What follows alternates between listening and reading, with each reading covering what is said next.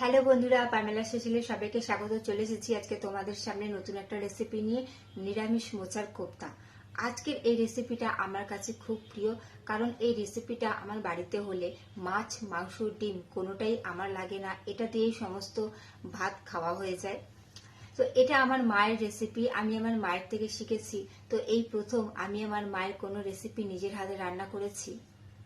তো বাড়ির কাছে হয়েছিল একটা মোচা, যেখান থেকে হাফ আমি বানিয়েছিলাম মোচার ঘন্ট, যেটা তোমাদের সাথে আমি শেয়ার করেছি, আর হাফ আমি বাঁচিয়ে রেখেছিলাম আজকের এই মোচার কোপ্তার রেসিপিটা বানানোর জন্য। তো আজকে আমি তোমাদের সাথে সেই রেসিপিটাই শেয়ার করতে যাচ্ছি। আর এই প্রথম আমি আমার মায়ের কোনো রেসিপি নিজের হাতে রান্না করেছি। তো জানি না কেমন হবে, যতই হোক মায়ের হাতের রান্না তো মায়ের হাতের রান্নাই হয়। সেটা যতই আমরা চেষ্টা করি সেই টেস্ট তো হয় না, কিন্তু তবুও আমি চেষ্টা করেছি। তো আজকে আমি তোমাদের সাথে সেই রেসিপিটা শেয়ার করতে এসেছি।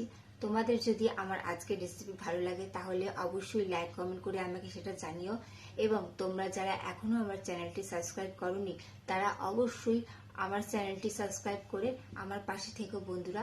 তোমরা যদি আমার পাশে থাকো তাহলে আমাকেও তোমাদের পাশে পাবে। তো চলো তাহলে দেরি না করে দেখে নাও নিরামিষ মোচার কোপ্তা আমি কিভাবে বানিয়েছিলাম।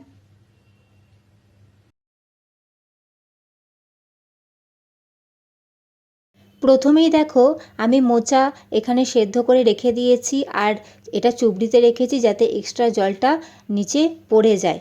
তো মোচা সেদ্ধ করার ভিডিওটা আমি আর দেখালাম না। তো চলো দ্বিতীয় প্রসেসে। অন্যদিকে আমি মটর ডাল নিয়েছি, এটা আমি 2 ঘন্টা মতন জলে ভিজিয়ে রেখেছিলাম। এটা একটা পেস্ট বানিয়ে নেবো, তোমরা চাইলে শিলনোড়াতেও বেটে নিতে পারো। আমার কাছে সময় কম ছিল তাই মিক্সারের মধ্যে পেস্ট করে নিয়েছি, সাথে কাঁচা লঙ্কা দিয়েছি। জল ছাড়া আমি এটা একটা পেস্ট বানিয়ে নিয়েছি।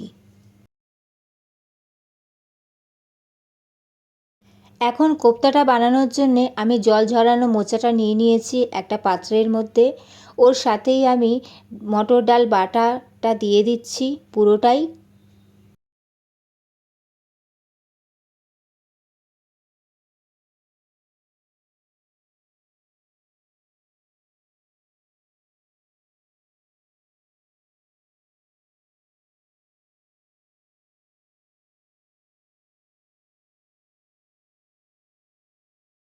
এর সাথেই আমি পরিমাণ মতো নুন দিয়ে দিচ্ছি। এখন এইটা আমি হালকা হাতে ভালো করে মেখে নেব, যাতে বুঝতে পারি মাখার পর যে এটা পাতলা হয়েছে না একটু ঘন হয়েছে। তো সেই হিসাবে আমি এর মধ্যে বেসন অ্যাড করব। আচ্ছা, এইখানে তোমাদেরকে আমি একটা কথা বলতে ভুলে গেছিলাম। এই মাখার সময় তোমরা একটু হিং দিয়ে দেবে, যেহেতু এটা নিরামিষ, তো তাই জন্যে একটু হিংটা দিলে টেস্টটা ভালো হয়। আমি যেহেতু দিতে ভুলে গেছি তাই তোমাদেরকে বলে দিচ্ছি। বুঝতেই পারছো আমার মায়ের হাতের রান্না আমি প্রথমবার করেছি, তো একটু মিস্টেক হয়ে গেছিলো আমারও, কিন্তু হিং ছাড়াও এটা খুব সুন্দর খেতে হয়েছিল। তো এই মিশ্রণটা একটু জাস্ট পাতলা ছিল, জাস্ট একটু, যেহেতু আমি জল ছাড়াই সমস্ত কিছু করেছি। তো আমি এর মধ্যে এখন 2 চামচ মতন একটু বেসন দিয়ে দিচ্ছি। বেসন দেওয়ার কারণ এটাই, যাতে কোপ্তাটা বানানোর সময় তেলের মধ্যে দেওয়ার পর এটা ভেঙে না যায়। আমার চ্যানেলে আরও অনেক রেসিপি আছে বন্ধুরা, তোমরা চাইলে সেগুলো দেখে নিতে পারো। আর তোমাদের যদি আমার রেসিপি, আমার পোস্ট, আমার ভিডিও ভালো লাগে তাহলে অবশ্যই আমার চ্যানেলটি সাবস্ক্রাইব করে আমার পাশে থেকো, আর আমাকে তোমাদের পরিবারের সদস্য বানিয়ে নাও।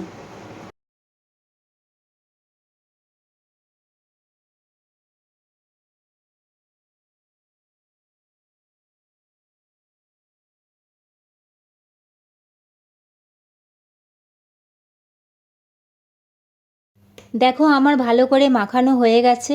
এখন আমি এগুলো কোফতার শেপ দিয়ে তেলের মধ্যে ভাজা করে নেব। অন্যদিকে আমি কড়াতে সরষের তেল গরম করতে রেখে দিয়েছি। এখন আমি এগুলো কোফতার আকারে শেপ দিয়ে বড়াগুলো ভালো করে ভেজে নেব। আর এই সময় অবশ্যই গ্যাসের ফ্লেমটা কিন্তু লোতে রাখতে হবে, যাতে ভেতর অবধি ভালো করে জিনিসটা ভাজা হয়ে যায়। তোমরা তোমাদের ইচ্ছা মতন শেপ দিয়ে নিতে পারো, আর ভয় পাওয়ার কিছু নেই, এগুলো একদম ভেঙে যাবে না। আমার প্রসেসটা একদম ফলো করবে, তাহলে কোনো প্রবলেম হবে না। তো সমস্ত বড়াটা আমি ভালো করে এইভাবে ভেজে নেব। সমস্ত কোপ্তা আমি ভালো করে ভাজা করে নিয়েছি, আর এগুলো শুকনোও খাওয়া যায়, এতে কোনো প্রবলেম নেই। আর শুকনো খেতেও খুব ভালো লাগে। তবে আমি আজকে একটা নিরামিষ তরকারি বানাচ্ছি, তার মধ্যে এটা আমি দেব। আবার আমি কড়াই বসিয়ে দিয়েছি, ওর মধ্যে সর্ষের তেল দিয়েছি, সাথে আমি নুন আর হলুদ দিয়েছি পরিমাণ মতন। আর প্রথমেই আমি আলুগুলো ভালো করে একটু লাল লাল করে ভাজা করে নেব। এই কোফতাগুলো তোমরা কোনো কারি বানিয়েও ওর মধ্যে মিশিয়ে দিতে পারো, বা তোমরা ভাজাও খেতে পারো। তবে আমি আজকে একটা নিরামিষ তরকারি বানাচ্ছি, আমি ওর মধ্যে সমস্তটা দিয়ে দেব। দেখো আলুগুলো লাল লাল করে ভাজা হয়ে গেছে, তো আলুগুলো আমি তুলে নেব। অন্যদিকে মিক্সার জারের মধ্যে আমি আরেকটা মশলা বানিয়ে নেব। ওর জন্যে আমি চারমগজ নিয়েছি, আদা নিয়েছি, নারকেল নিয়েছি, আর কাঁচা লঙ্কা নিয়েছি, আর এর মধ্যে একটু টক দই দেব। আর ভালো করে আমি এটা জল ছাড়াই পেস্ট করে নেব। নারকেলটা যেহেতু আমার কাছে অ্যাভেলেবেল ছিল বলে দিয়েছি, এটা নারকেল ছাড়াও তোমরা করে নিতে পারো। আবার আমি কড়াই বসিয়ে দিয়েছি, আর আলু ভেজে নেবার তেলটাতেই বাকি রান্না করে নেব। প্রথমেই আমি গোটা জিরে আর শুকনো লঙ্কা ফোড়ন দিয়েছি। এর সাথে তোমরা একটু হিং দিয়ে দিও, যেটা আমি দিতে ভুলে গেছিলাম। তো নারকেল আদার যে পেস্টটা বানিয়েছিলাম সেইটা আমি দিয়ে দিচ্ছি, আর এর সাথেই আমি কিছু গুঁড়ো মশলাও দিয়ে দেব। প্রথমে একটু পরিমাণ মতন হলুদ গুঁড়ো,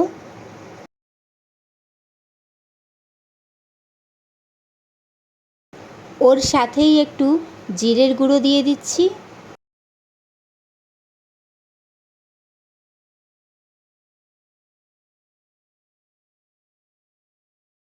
এর সাথেই একটু সামান্য গরম মশলার গুঁড়ো দিয়েছি, আর পরিমাণ মতন লঙ্কার গুঁড়ো, আমি এখানে কাশ্মীরি লঙ্কার গুঁড়ো দিয়েছি, আর সাথে পরিমাণ মতন নুন। এখন গ্যাসের ফ্লেমটা হাই করে মশলাটা আমি ভালো করে কষিয়ে নিয়েছি। দেখো তেল পুরো ছেড়ে দিয়েছে। এখন আমি ভেজে রাখা আলুটা এর মধ্যে দিয়ে দিচ্ছি, এবং আলুর সাথে মশলাটা আমি ভালো করে কষিয়ে নেব। আর আলুটা আমার 80% একদম ভাজা করে আমি ওটা কুক করেই নিয়েছি, তো বেশিক্ষণ সময় লাগবে না রান্নাটা করতে।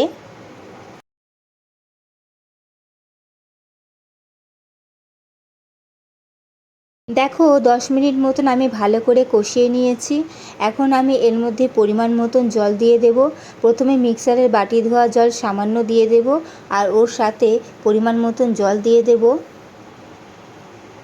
তো বেশি জল আমি এখানে ইউজ করিনি, কারণ আমি এটা একটু মাখা মাখাই বানাবো। দেখো 10 মিনিট বাদে তোমাদেরকে ঢাকা খুলে দেখাচ্ছি, আলু সমস্ত সেদ্ধ হয়ে গেছে। এখন আমি ভেজে রাখা কোফতাগুলো এর মধ্যে সমস্ত দিয়ে দিচ্ছি, এবং রান্না অলমোস্ট রেডি হয়ে গেছে। তো নামানোর আগে অবশ্যই তোমরা ঘি গরম মশলা দিয়ে দেবে, যেটা আমি তোমাদেরকে আর দেখালাম না, যেহেতু গরম মশলাটা আমি আগে দিয়ে দিয়েছি আর ঘিটাও আমি দিয়ে দিয়েছি। আর নামানোর আগে অবশ্যই একটু চিনি দিয়ে দিও, কারণ এটা নিরামিষ রান্না। এখন গ্যাসের ফ্লেমটা আমি অফ করে এটা 5 মিনিটের জন্যে ঢাকা দিয়ে রেখে দেব। রেডি হয়ে গেল আজকের আমাদের নিরামিষ মোচার কোফতা। তোমাদের কেমন লাগলো বন্ধুরা আজকের আমার এই রেসিপি? অবশ্যই আমাকে সেটা লাইক কমেন্ট করে জানাবে। চলো তাহলে আজকের মতন আসি। আর পারলে অবশ্যই একবার এই রেসিপিটা এইভাবে ট্রাই করো, তোমাদেরও খুব ভালো লাগবে নিরামিষ দিনে। তো চলো বন্ধুরা আজকের মতন আসি, দেখা হচ্ছে আবার খুব তাড়াতাড়ি নতুন কোনো রেসিপি নিয়ে। ততক্ষণ তোমরা ভালো থেকো, সুস্থ থেকো। চলো টাটা।